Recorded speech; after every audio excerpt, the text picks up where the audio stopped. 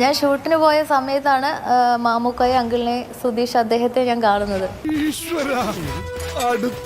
എന്റെ കർത്താവേ, ഇത് എവിടെ നോക്കിയാലും ഇത് തന്നെയാണല്ലോ. അയാളുടെ അടുത്ത് ഒത്തിരി സംസാരിച്ചിട്ടുണ്ട്. സാർ ഇങ്ങോട്ടും വിളിക്കാറുണ്ടായിരുന്നു.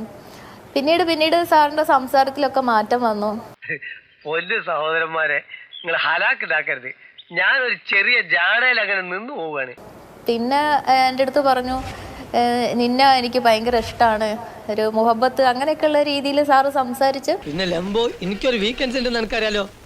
ഡിൻഡോൾഫിക്ക സുഡാൽഫിക്കി ഒരു എന്നെ കണ്ടിട്ട് അദ്ദേഹത്തിന് എന്തൊക്കെയോ ആയെന്നും പിന്നീട് ബാത്റൂമിലേക്ക് എന്നെ ഓർത്ത് പോയി അങ്ങനെയൊക്കെയുള്ള രീതിയിൽ അത് എനിക്ക്.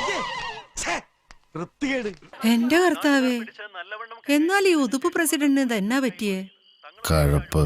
ഈ സുധീഷ് എന്ന നടൻ കുട്ടിക്കാലം മുതൽ സിനിമയുടെ ഭാഗമായ വ്യക്തിയാണ്. ദമു എന്ത് പറ്റിയടാ? ഏയ് ചായ നെറുകന്തലേ കയറി ബ്ലോക്ക് ആയതാ. ഇനി നീ എങ്ങാനും ഞാനോ പോടാ. സുധീഷിനെ പോലുള്ള ആളിൽ നിന്നൊക്കെ ദുരനുഭവം ഉണ്ടാവുമെന്ന് പറയുമ്പോൾ അതിന്റെ ഒരു കോണ്ടസ്റ്റ് എങ്ങനെയാണ് താങ്കൾക്ക് കുറച്ചുകൂടി പറയാൻ കഴിയുന്ന പരിമിതിക്കുള്ളിൽ നിന്നുകൊണ്ട്? എന്താ ഉറക്കം വരുന്നു.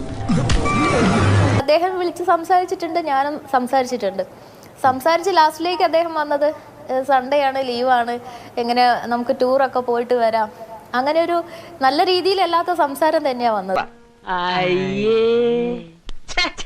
ഉളുപ്പുണ്ടടാ ചക്കണക്ക്. എനിക്ക് അദ്ദേഹത്തിന്റെ കൂടെ ടൂർ പോകാനും കറങ്ങാനും ഒന്നും താല്പര്യമില്ല. ഞാൻ അത് പറഞ്ഞപ്പോൾ തന്നെ ഞാൻ പറഞ്ഞു. പിന്നീട് പറഞ്ഞു, ഞാൻ കുറച്ച് കഴിഞ്ഞ് വിളിക്ക്, വൈഫ് വരുന്നുണ്ട്, പതിയെ ശബ്ദം കുറച്ച് പറയാം. ഇത്രക്ക് ചീപ്പാണ് ആർട്ടിസ്റ്റ് ബേബി. ആത്മാരടുത്തെറിഞ്ഞ മനസ്സിലെ വിഗ്രഹം വീണുടഞ്ഞു പോകുന്ന പറഞ്ഞാത്ത സത്യ. ആദാശ്രീയെയും ബഹൻശ്രീയെയും തിരിച്ചറിയാത്തവൻ. എന്നാ പിന്നെ വരാനുള്ളത് ഏതെങ്കിലും ഓട്ടോ പിടിച്ചു വരും മുമ്പ് ഞാൻ പോട്ടെ.